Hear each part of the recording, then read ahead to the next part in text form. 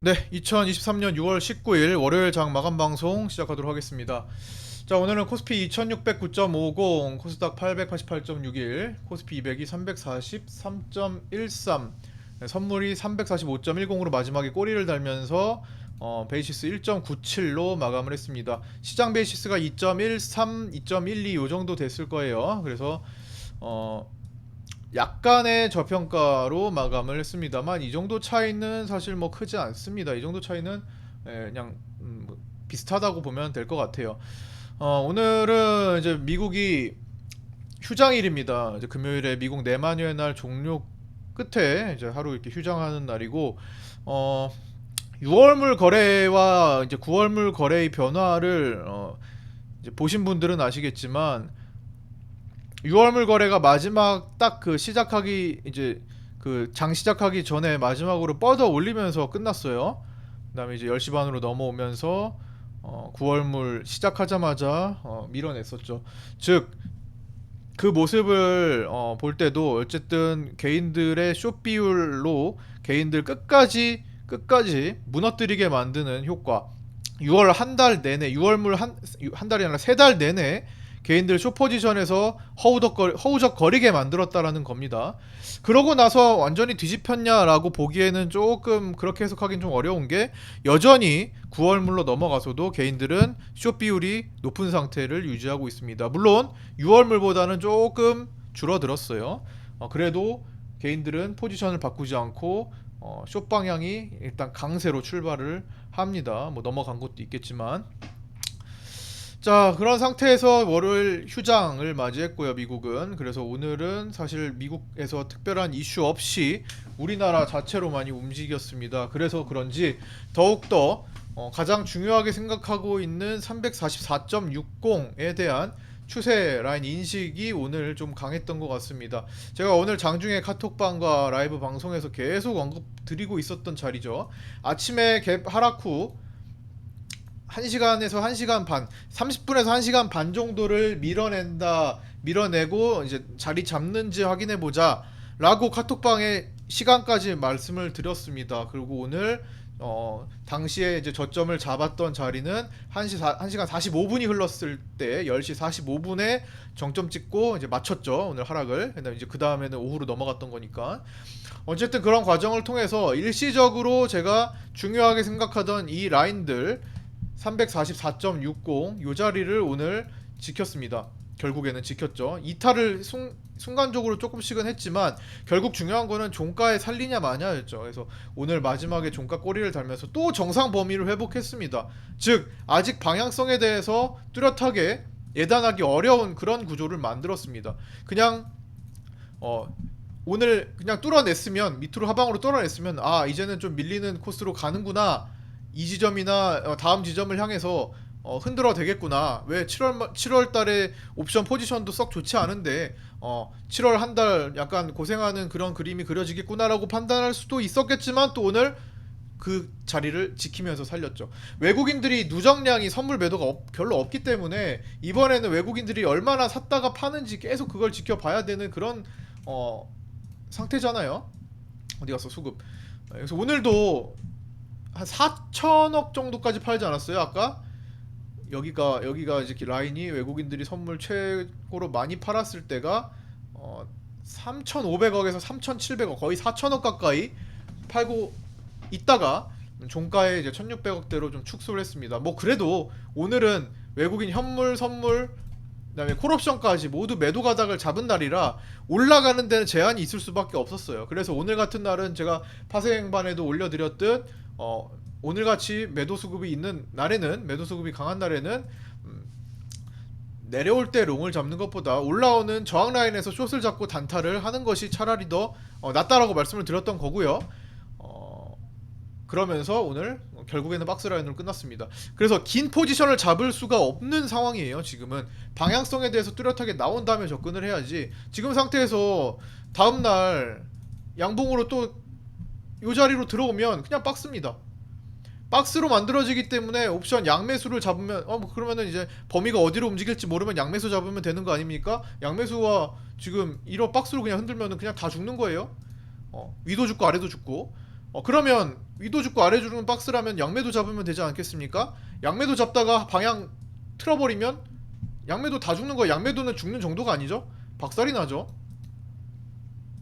손실이 커지니까 기하급수적으로. 근데 그래서 지금 어떤 포지션도 사실 잡기가 어려운 관망 상태예요. 여기 박스를 만들지 변동을 줄지 어느 쪽으로 줄지 불투명한 상황입니다. 7월물이 좋지 않아서 하방으로 갈 가능성이 조금은 더 높기는 하지만 아직 19거래일, 오늘 빼면 18거래일 남았습니다. 변화 여지가 아주 큽니다. 그리고 누적량도 그렇게 크지도 않고 관여율도 그렇게 크지가 않아요. 그냥 그저 개인들이 풋옵션 매도를 좀 많이 해놔서 밑으로 갈 때 그게 위협이 될 수 있는 정도죠. 근데 그거는 이제 외국인들이 반대로 풋옵션 매수로 설계를 해놨는데 대부분 외국인들은 항상 외가격의 복권식으로 보험적 베팅을 많이 해놓기 때문에 사실 그게 무조건적으로 밑으로 내려간다라고 볼 수는 또 없는 겁니다. 그런 상황을 가지고.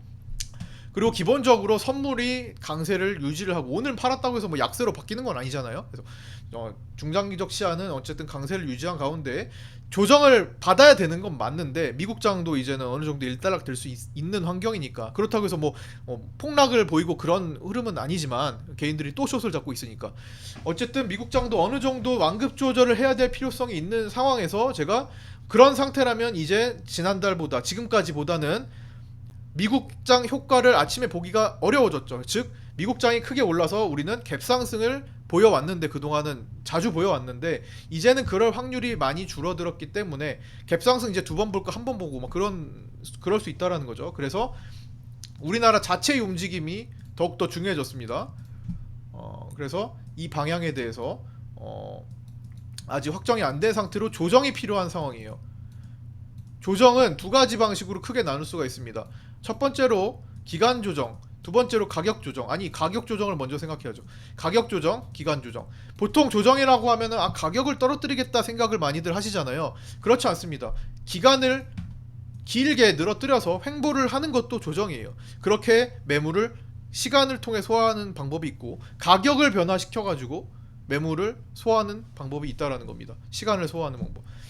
그래서 가격 조정으로 가는 경우에는 당연히 다음 코스로 열어두죠. 이 코스 정도까지 내려오면요. 여기 정도 코스로 내려오면 7월 만기랑 딱 비슷하게 딱 맞물리는 시기가 오겠죠? 18거래일 남았으니까 그 정도면 코스피 기준으로 여기 자리를 체크하러 오게 됩니다. 자, 제가 여기서 막힌다고 말씀드렸잖아요. 여기 내려오는 480 10년 동안 두 번 있었던 일이라고 말씀드렸죠. 10년 동안 두 번 있었던 자리 안 막힐래 안 막힐 수가 없어요. 일시적으로라도. 지금 그거 막히고 있는 겁니다. 그쵸? 그런데 이게 뭐 마구잡이로 막히는지 그거 아니라는 거예요. 최소한 움직임의 범위들을 생각을 한다면 여기까지 내려오면 가격 조정이라고 볼 수 있을 겁니다. 코스피 전체적인 추세를 훼손하지 않는 범위겠죠. 그런데 저 정도면은 이제 시간에 따라 포인트는 다르지만 얼추 그냥 시간 고려해서 환산을 하면 선물 기준으로는 한 이쯤 된다라는 거예요.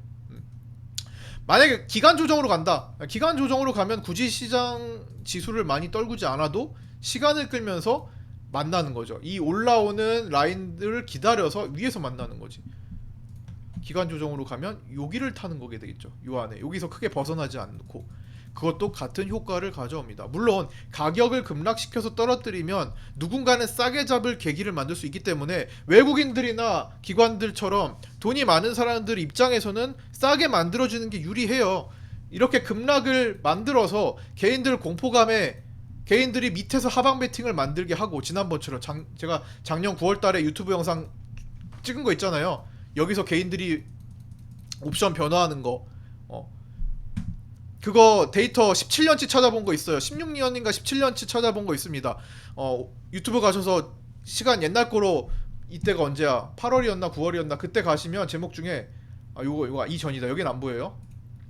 여기서 코스피 이때입니다. 이때 여기서 왜 최저점이 만들어지는지에 대해서 당시에 올려드린 유튜브 있습니다. 9월달이네요.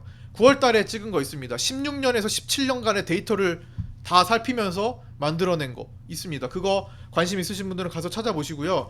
왜 이때 저점이 만들어지고 왜 이렇게까지 만드는지 개인들이 이 공간에서 굳이 하방 베팅을 강하게 만드는 그 원리가 뭔지 다 나와 있습니다. 어쨌든 그 정도까지 흔들어대서 누군가는 개인들 포지션 반대로 대량 여기서 싼 가격으로 잡아낼 수 있는 거고, 그게 유리한 거예요 무조건 외국인들 입장에서는. 근데 지금은 그게 이미 준비가 됐기 때문에 굳이 거기까지 안 내려도 그들은 물량이 많아요 이미. 이제는 야 떨어뜨려서 기회를 잡을 수 기회를 만들지 않을까에 대한 생각은 어느 정도 놔두셔도 되는 게, 어차피 이미 다 잡아놨습니다. 외국인들 안 뺐기 때문에.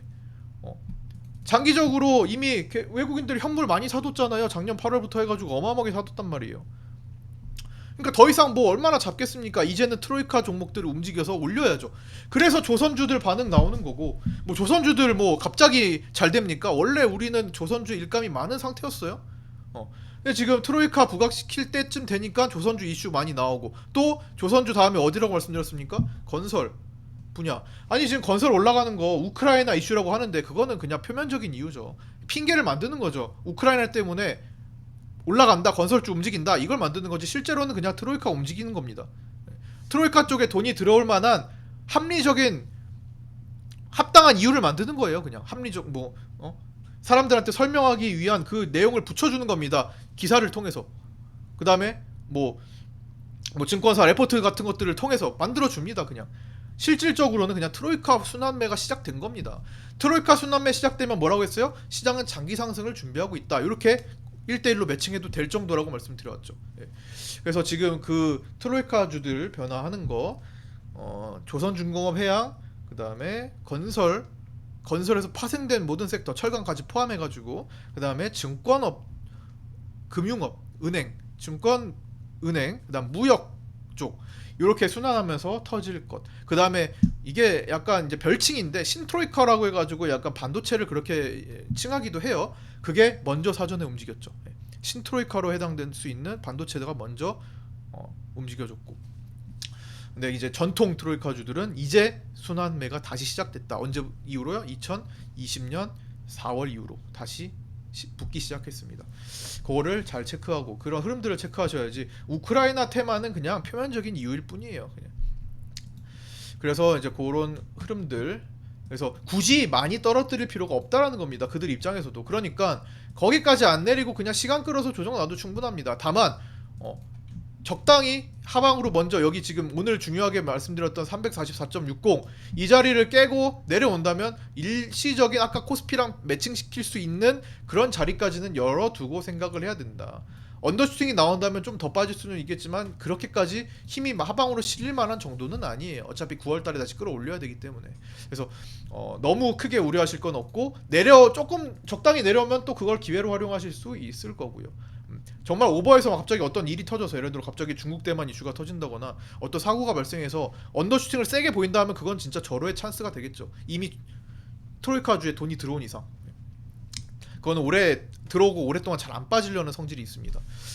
자, 그래서 뭐 요것도 말씀드렸고 344.60은 오늘 끝까지 지켜냈습니다. 오늘 거기서 딱 머물러가지고 더 이상 안 빠지잖아요. 크게 안 빠지려고 하잖아요. 344.60과 노란선과 오늘 볼벤, 그 다음에 파란선 모두 다 해당되는 자리들 중첩되면서 끝났고요.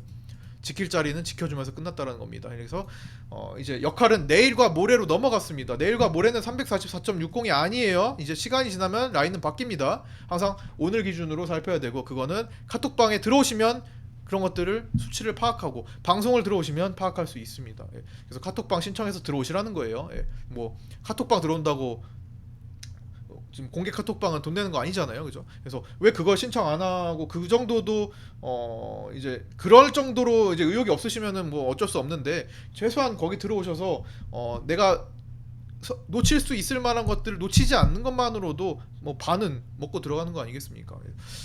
어쨌든 그렇고요.